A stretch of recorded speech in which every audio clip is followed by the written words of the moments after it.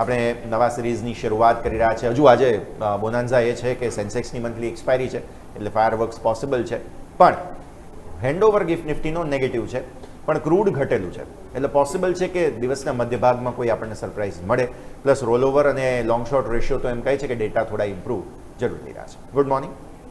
બિલકુલ yes, good morning. તમે જુઓ તો જે રીતે આપણને મે સિરીઝની આપણું જો ક્લોઝિંગ છે નિફ્ટીમાં બિલકુલ ફ્લેટ બરાબર થયું છે, જ્યારે બેંક નિફ્ટીમાં તમે જો ઘટાડા સાથે થયું છે, ભલે એટલે રિકવરી થઈ છતાં પણ હવે આ જ વસ્તુ જો આપણે કમ્પેરેટિવલી બીજા દેશો સાથે જોઈએ તો બધા ઓલમોસ્ટ તમે જો ઓલ ટાઈમ હાઈ ઉપર કરી રહ્યા છે.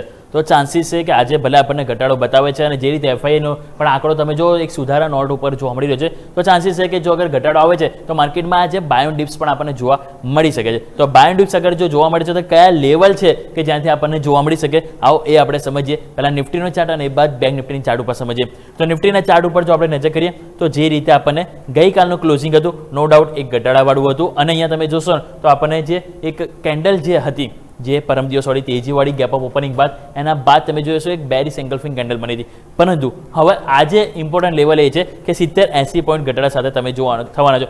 સારી વસ્તુ એ છે, કશો વાંધો નહીં, જો થાય છે તો એ સારી વસ્તુ એ છે કે તમે આ ગેપ જે કુદાઈને તમે જે ઉપર આવ્યા હતા એ ગેપ તમે પૂરો કરી દેશો. સો ચાન્સીસ છે કે ગેપ પૂરો કરીને પછી ત્યાંથી રિવર્સલ આવી શકે. તો ગઈકાલનું ક્લોઝિંગ આપણું કેટલું હતું? 23,913, રાઈટ. હવે નીચેની તરફ જો તમારો જે ગેપની નજર કરીએ તો એ તમારો આવશે 23,850 આજુબાજુ આ ગેપ આવે છે.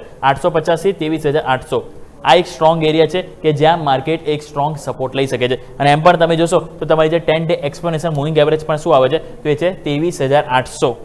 સો આજે ઓપનિંગ બાદ 23,850 થી 23,800 આ એક એરિયા છે જે સ્ટ્રોંગ સપોર્ટ તરીકે કામ કરશે, અને ત્યાં ચાન્સીસ છે કે માર્કેટ એક વખત આપણને રિવર્સલ બતાવી શકે છે. સો આ એરિયા છે અને સપોર્ટ તરીકે લઈને ચાલીશું, અને એની નીચે જો જાય છે તો પછી વીકનેસ આપણને ક્યાંક ને ક્યાંક 23,600 તરફ પણ જતી જોવા મળી શકે, પરંતુ ચાન્સીસ થોડાક ઓછા છે. અગર જાય છે તો એ આપણે ફોકસ કરીશું, પરંતુ 23,850-800 આ લેવલ છે કે જે શરૂઆતી કારોબારમાં ઓપનિંગ બાદ એક રિવર્સલ માટે એક હોપ આપણે અહીંયા રાખવી જોઈએ. અગર માની લો રિવર્સલ આવે છે તો શું? તો રિવર્સલમાં પહેલાં તો ગઈકાલનો જે ક્લોઝિંગ આપણે જે વાત કરી 23,913 આ લેવલ છે કે જેને ટચ કરવું જરૂરી છે, મીન્સ કે ત્યાં કમબેક કરવું જરૂરી છે. અને એની ઉપર જો જાઓ છો તો માર્કેટ એક વખત આપણને 24,000 એટલે કે જે 50 ડેમાં છે એને ફરીથી ટચ કરવો જશે, અને જો 50 ડેમાં જો તમે ટચ કરી દીધું તો ગઈકાલનો જે હાઈ છે એ તમારા આવશે 24,089. આ લેવલ આપણને આવતા જોવા મળશે, અને એના બાદ આપણને જે ગેપ છે એ ગેપ પૂરો થશે. સો ક્લિયર, 23,800-850 એક સ્ટ્રોંગ સપોર્ટ એરિયા તરીકે લઈને ચાલીશું. અગર જો ત્યાંથી સરસ આપણને રિકવર મળી જાય છે, ચાન્સીસ છે કે ત્યાંથી બાઉન્સબેક જોવા મળે. અગર જો મળે છે તો ઉપરની તરફ પહેલાં 23,900 અને 23,900 પર ટકીશું તો આપણે 50 ડેમાં ને ટચ કરીશું, અને એના બાદ સીધો આ ગેપ છે જે ગઈકાલે થોડો રહી ગયો હતો 24,130 એ ગેપ માર્કેટ પૂરો કરી શકે છે. આ વાત થઈ ગઈ નિફ્ટીની. હવે આવો વાત કરીએ અહીંયા આપણે 15 મિનિટ નિફ્ટીમાં જોઈ લઈએ. ડેઇલી ચાર્ટની વાત કરી છે તો ડેઇલી ચાર્ટ બાદ હવે 15 મિનિટ તમે જોશો તો ગઈકાલે થોડું નેગેટિવ સેટઅપ બન્યું હતું, પરંતુ અહીંયા સારી વસ્તુ એ છે કે આ જે એરિયા છે, આ જે બોક્સ આપણે જે વારંવાર જે કહેતા હતા એક કન્સોલિડેશન બોક્સ હતો કે જેની ઉપર તો તમે ફાઇનલી જતા રહ્યા છો, રાઈટ. આની ઉપર તમે છો, એટલે આજે જ્યારે ગેપ ડાઉન ઓપનિંગ થશો ને તો હું જે એરિયા જે કહું છું જે સપોર્ટ એરિયાવાળો એ આ છે. કારણ કે જ્યારે તમે એની અંદર હતા તો એક રેઝિસ્ટન્સ નડતો હતો, રાઈટ. પરંતુ હવે તમે ઉપર છો તો આ એરિયા છે 23,800 કે જ્યાં એક સપોર્ટની અપેક્ષા આપણે રાખવી જોઈએ. અને જો અહીંયા સપોર્ટ આપણે અહીંયાથી મળે છે તો પછી આપણને એક યુટર્ન ફરીથી જોવા મળશે, અને યુટર્નમાં અહીંયા આપણને ફરીથી ચાન્સીસ છે કે આપણને ગઈકાલના જાય છે એને માર્કેટ એપ્રોચ કરવા જઈ શકે છે. તો આ વાત થઈ ગઈ 15 મિનિટ. હવે આવો વાત કરીએ આપણે અહીંયા ઓપન ઇન્ટરેસ્ટ શું કરી રહ્યો છે નવી એક્સપાયરીનો. તો નવી એક્સપાયરીના ઓપન ઇન્ટરેસ્ટમાં જો તમે નજર કરશો તો ત્યાં આપણને જે હાઇલાઇટેડ પોઈન્ટ એ જ રહેશે 24,000, જે ગઈકાલે પણ આપણે હતું કે જે બહુ ઇમ્પોર્ટન્ટ લેવલ. કારણ કે ત્યાં કોલ રાઇટર્સ તમે જો કેટલા 56 લાખ 59 લાખ આજુબાજુ છે. ગઈકાલે નવું એડિશન પણ થયું છે કારણ કે ત્યાં થોડુંક પ્રેશર પણ આપણને આવ્યું હતું. પુટ રાઇટર્સ કેટલા છે 41 લાખ. એટલે આ તમારો આજના દિવસે ઓપનિંગ બાદ જો રિકવરી આવે છે તો પહેલો રેઝિસ્ટન્સ તમારો 24,000 રહેશે, અને મેક ઓર બ્રેક લેવલનું જે તમને કહું છું કે ઓપનિંગ બાદ માફ કરજો તો જે કમબેક સ્ટોરી છે એ છે 23,900, કારણ કે જ્યાં મેક ઓર બ્રેક લેવલ છે. કેમ? કારણ કે બંને equal call address put address બંને 29 લાખ છે. એટલે આજે ઓપનિંગ બાદ 23,900 આ લેવલ છે જેને આપણે વોચ કરીશું. અગર જો 23,900 ઉપર તમે 20-25 મિનિટ ટકશો તો આપણને 24,000 તરફ માર્કેટ ફરીથી જતું જોવા મળશે. પરંતુ જો ત્યાં વારંવાર જો દબાણ આવે છે તો આપણે જેમ વાત કરી પછી 23,800 જે આપણે સ્ટ્રોંગ સપોર્ટ એરિયા આજના માટે છે એને આપણે ફોકસ કરીશું. સો ક્લિયર, મેક ઓર બ્રેક લેવલ 23,900, તમારું 23,800 એક સ્ટ્રોંગ સપોર્ટ એરિયા, અને 24,000 એ તમારું એક રહેશે સ્ટ્રોંગ રેઝિસ્ટન્સ એરિયા કે જેની ઉપર માર્કેટ એક સરસ આપણને એક રિબાઉન્ડ અને એક આપણને સરસ તેજી જોવા મળી શકે છે. આ વાત થઈ ગઈ નિફ્ટી. હવે વાત કરીએ બેંક નિફ્ટી. બેંક નિફ્ટીમાં પણ તમે જો ગઈકાલે આપણને જે રીતે ઉપલા સ્તરેથી અહીંયા પણ પ્રોફિટ બુકિંગ આવ્યું હતું, તો પ્રોફિટ બુકિંગમાં અહીંયા જે ઇમ્પોર્ટન્ટ લેવલ તમારું જે છે 55,000, સારી વસ્તુ કે 55,000 ઉપર તમે એટલીસ્ટ ક્લોઝિંગ આપ્યું હતું. તમારું જે 50 ડેમાં હતું કે જેની તમે જો નિફ્ટીમાં શું થયું છે કે આ જે તેજી હતી ને એ તેજીનો એટલે કે આ દિવસનો લો તમે તોડી દીધો હતો, પરંતુ અહીંયા તમે લો નથી તોડ્યો, એટલે એ સારી વસ્તુ છે. સો આ જે લો તમારો જે આવે છે એ તમારો અહીંયા આવે છે 54,590. સો આજે જ્યાં સુધી 54,590 ની નીચે ના જઈએ ત્યાં સુધી માર્કેટમાં બાય ઓન ડિપ્સ જ જોવા મળશે. 54,590 જો તમે તોડો છો તો પછી એક વખત નીચે આપણને બીજા 250 પોઈન્ટ 54,350 તરફની મોમેન્ટમ પોસિબલ છે, જે 10 ડેમાં આવે છે. પરંતુ પહેલાં 54,590 એટલે કે 54,600 લેવલ છે કે જ્યાં આપણે જરૂરથી અગર જો ઘટાડો આવે એટલો બધો તો નથી આવતો તો પછી આપણે બાય ઓન ડિપ જ છે.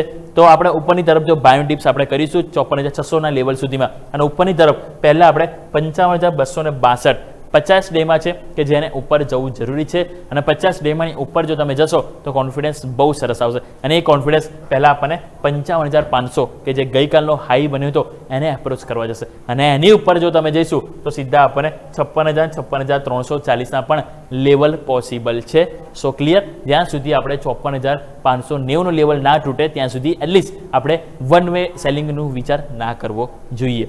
આવો વાત કરીએ 15 મિનિટ. તો 15 મિનિટમાં ગઈકાલે અહીંયા પણ તમે જો જે રીતે સેટઅપ આપણને બન્યું તો 15 મિનિટમાં ગઈકાલે નો ડાઉટ આપણને થોડુંક સેલિંગ પ્રેશર આવ્યું, પણ જો સારી વસ્તુ એ છે કે તમે જો તો અહીંયા પણ જે મહત્વનું જે રેઝિસ્ટન્સ એરિયા હતો એની ઉપર છો. 15 મિનિટ એક સ્ક્રીન ઉપર લઈને આવો તો એમાં તમે જો તો જે રેઝિસ્ટન્સ જે બોક્સ હતું ને એની ઉપર તમે કારોબાર કર્યો છે, અને એક કોન્ફિડન્સ બતાવે છે. હું આ બોક્સની વાત કરી રહ્યો છું, તમે નજર કરો તો આપણે છેલ્લા 12 તારીખથી લઈને ઓલમોસ્ટ 22 તારીખ સુધી આપણે આ રેન્જની અંદર હતા, પરંતુ અહીંયા પણ જે ગેપ ઓફ ઓપનિંગ બાદ તમે ઉપર ગયા, અને સારી વસ્તુ છે કે અહીંયા તો હજુ તમે સ્ટેબલ છો, એટલે કે હજુ પણ કન્ડિશન નિફ્ટીમાં ગઈકાલે જે થોડીક બગડી એવી અહીંયા નથી બગડી, એટલે હજુ પણ બેંક નિફ્ટી ફેવરમાં છે કમ્પેર ટુ નિફ્ટીમાં. આપણે જોઈએ તો બેંક નિફ્ટી હજુ પણ સ્ટ્રોંગ જોવા મળી રહી છે. નિફ્ટીમાં સ્ટ્રોંગ છે પરંતુ કમ્પેરેટિવલી બેંક નિફ્ટી વધારે મજબૂત છે.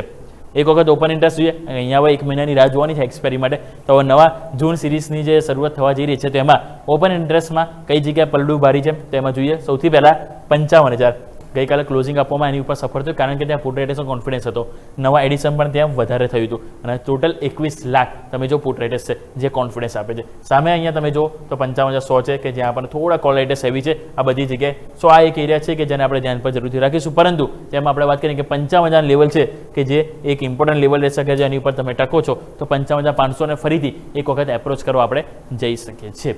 તો દર્શક મિત્રો, આપણે જેમ વાત કરી આજે ઓપનિંગ બાદ નિફ્ટી માટે આપણે વાત કરીએ પ્રમાણે 23,900 મેક ઓફ બ્રેક લેવલ છે, 23,800 સ્ટ્રોંગ સપોર્ટ એરિયા એક બાઇંગ ઝોન આપણને જોવા મળી શકે, અને 24,000 એક સ્ટ્રોંગ રેઝિસ્ટન્સ એરિયા, અને 24,000 ઉપર જઈશું તો સીધા 24,130 ગેપ પૂરો કરી શકે છે.